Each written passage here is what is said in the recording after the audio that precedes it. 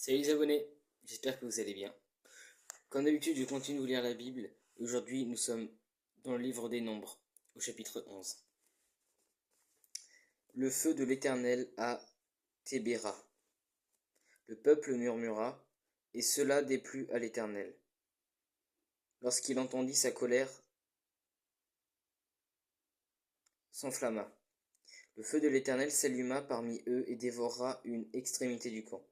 Le peuple poussa des cris vers Moïse. Moïse pria l'Éternel et le feu s'arrêta. On appela cet endroit Tébéra, qui signifie proche du verbe s'allumer.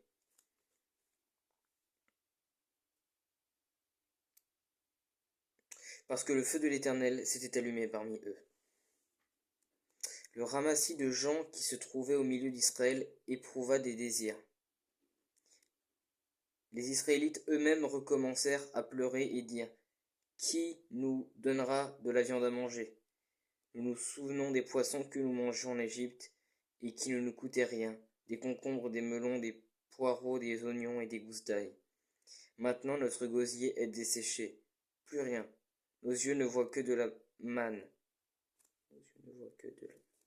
La manne avait la forme de la graine de coriandre et l'apparence du bdellium. Alors je sais pas comment ça se prononce et ce que ça veut dire, je suis désolé. Je pensais qu'il y avait le petit définition, mais visiblement non. Le peuple se dispersait pour la ramasser. Il la broyait avec des meules ou la pilait dans un mortier. Puis il la cuisait au pot ou en faisant des gâteaux. Elle avait le goût d'un gâteau à l'huile. Quand la rosée descendait la nuit sur le camp, la manne y descendait aussi. Moïse entendit le peuple pleurer, chacun dans sa famille, à l'entrée de la tente. La colère de l'Éternel s'enflamma fortement. Moïse en fut attristé, et il dit à l'Éternel: Pourquoi fais-tu du mal à ton serviteur, et pourquoi n'ai-je pas trouvé grâce à tes yeux, au point que tu m'imposes la charge de tout ce peuple? Est-ce moi qui suis le père de ce peuple?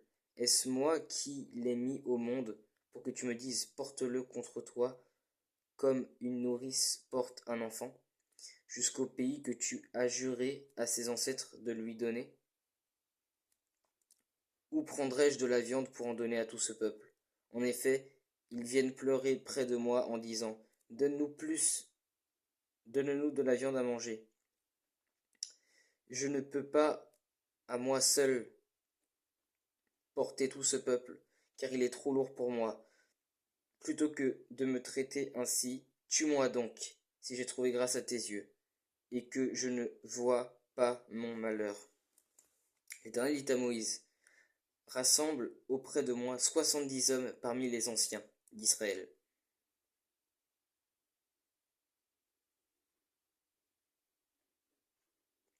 Des hommes que tu connais comme anciens et responsables du peuple. Amène-les à la tente de la rencontre et qu'ils s'y présentent avec toi. Je descendrai te parler là. Je prendrai de l'esprit qui est en moi, qui je Je prendrai de l'esprit qui est sur toi et je le mettrai sur eux afin qu'ils portent la charge du peuple avec toi et que tu ne la portes pas tout seul. Tu diras au peuple: Consacrez-vous pour demain, vous mangerez de la viande puisque vous avez pleuré aux oreilles de l'Éternel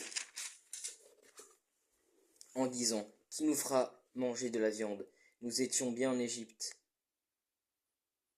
L'Éternel vous donnera de la viande et vous en mangerez. Vous en mangerez non pas un jour, ni 2 jours, ni 5 jours, ni 10 jours, ni 20 jours, mais un mois tout entier, jusqu'à ce qu'elle vous sorte par les narines, hein, jusqu'à ce qu'elle vous sorte par les narines, et que vous en soyez dégoûtés.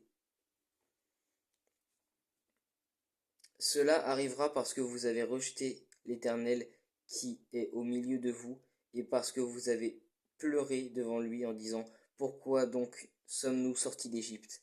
Moïse dit: Le peuple au milieu duquel je me trouve compte 600 000 fantassins, et toi tu dis: Je leur donnerai de la viande, et ils en mangeront un mois tout entier. Devra-t-on égorger pour eux des brebis et des bœufs pour qu'ils en aient assez?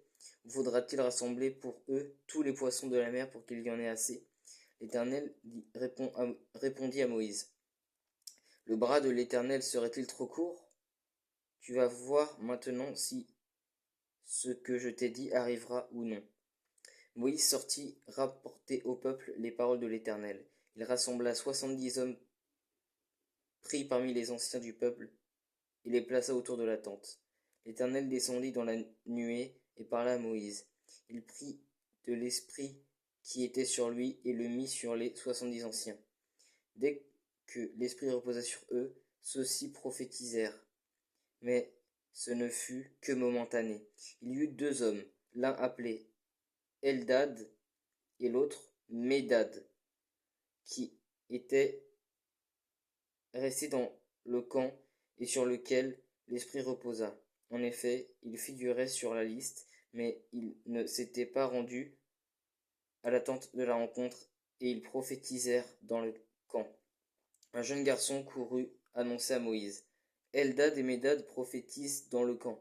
Josué, fils de Nun, je sais pas comment on dit ces mots, je suis désolé, c'est des prénoms assez anciens,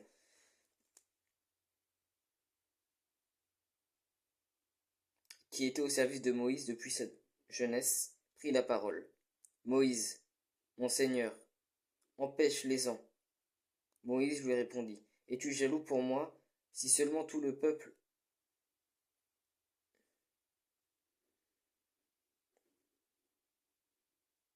de l'Éternel était composé de prophètes, si seulement l'Éternel mettait son esprit sur eux? Et Moïse retourna dans le camp, ainsi que les anciens d'Israël. L'Éternel fit souffler de la mer un vent qui amena des cailles et les dispersa sur le camp, sur environ une journée de marche de chaque côté autour du camp. Il y en avait près d'1 mètre au-dessus du sol. Tout ce jour-là et toute la nuit, ainsi que toute la journée du lendemain, le peuple se leva et ramassa des cailles. Celui qui en avait ramassé le moins en avait un volume de 2200 litres. Ils les étendirent pour eux autour du camp. La viande était encore entre leurs dents et n'avait même pas encore été mâchée lorsque la colère de Dieu s'enflamma contre le peuple. L'Éternel frappa le peuple d'un très grand fléau. On appela cet endroit Kibroth Hatava, qui signifie littéralement tombeau de la convoitise, parce qu'on y entra les membres du peuple qui avaient éprouvé de la convoitise. De Kibroth Hatava, le peuple partit pour Hatzéroth, où il s'arrêta. Voilà, c'était le chapitre 11 du livre des Nombres, j'espère qu'il vous a plu. Si vous aurez la moindre chose à dire, comme d'habitude, n'hésitez pas à me le dire en commentaire, et soyez bénis.